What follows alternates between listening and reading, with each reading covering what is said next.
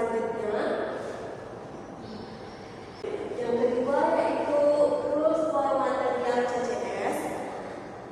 CCS tersendiri menggunakan rules for material and building amendment 2023. Berbeda dengan BKI, CCS menganggap bahwa kualitas material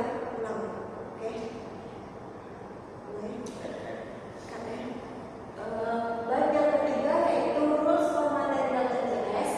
CCS menggunakan rules for material and building amendment 2023. Berbeda dengan BKI, aturan CCS tidak hanya membahas tentang material, tetapi juga membahas perubahan atau pembaruan terhadap aturan pembahasan.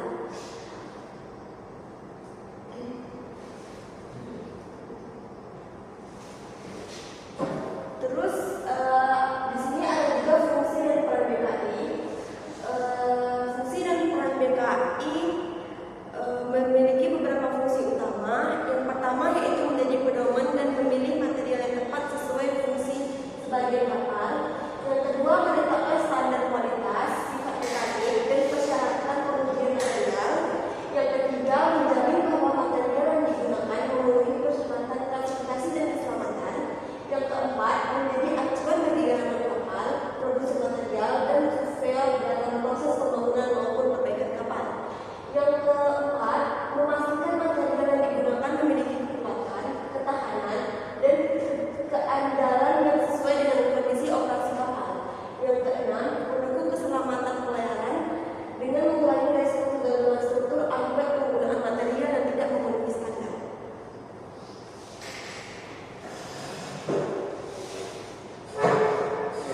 Fungsi dan peran CCS. Yang pertama yaitu menetapkan standar teknisi material yang digunakan pada konstruksi kapal. Terus yang kedua melakukan survei, inspeksi, pengujian dan sertifikasi kapal serta material. Terus yang ketiga memastikan kapal memenuhi persyaratan. Yang keempat mendukung keselamatan pelayanan melalui pengawasan kualitas dan proses konstruksi. Terus yang kelima yaitu meningkatkan kepercayaan industri maritim terhadap kapal yang dibangun. Terus yang keenam mendukung perdagangan dan operasional kapal internasional dengan memastikan kepatuhan terhadap organisasi dan standar yang berlaku. Terus kesamaan aturan umum, sama-sama menerapkan standar mutu material yang digunakan dalam konstruksi kapal. Terus mengatur persyaratan sifat mekanik dan komposisi kimia.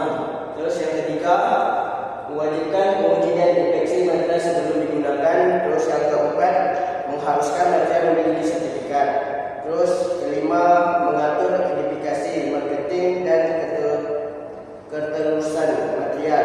Terus yang keenam yaitu menetapkan prosedur penerimaan material berdasarkan hasil penguji. Terus perbedaan formula pendekatan BKI sama pendekatan CCS. Pendekatan BKI yaitu menekankan nilai minimum yield, strength, resist, strength RM dan specs. Terus yang kedua menekankan nilai minimum yield, strength, transfer strength dan impact strength sesuai grade material. Terus pendekatan CCS itu menekankan hubungan antara grade material, komposisi, kimia, sifat mekanik dan secara rinci. Yaitu yang kedua formula dan tabel lebih detail dengan penyelesaian berdasarkan jenis baja tablet plat.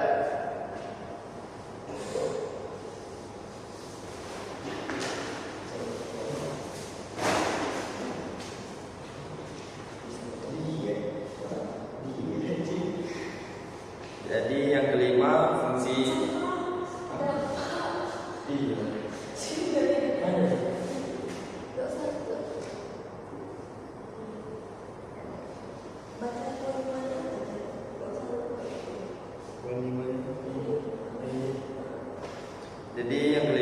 dampak terhadap desain kapal.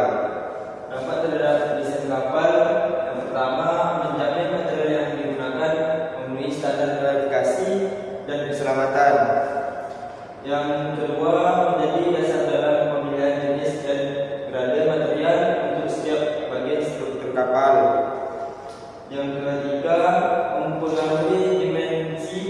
serta kekuatan elemen struktur kapal. Yang keempat, mendukung penggunaan material berkuatan tinggi. Yang kelima, menghasilkan desain yang lebih ringan dan efisiensi.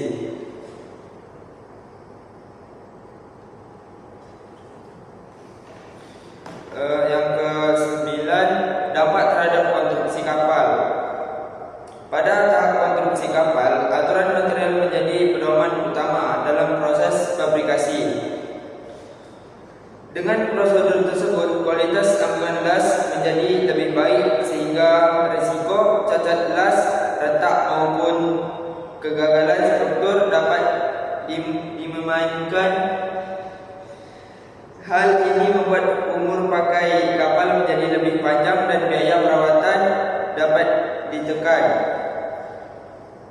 Yang terakhir, kesimpulannya, penjelasan dari hasil perbandingan dapat disimpulkan bahwa BKI maupun CCS memiliki tujuan yang sama, yaitu menjamin kualitas material agar kapal aman dan andal.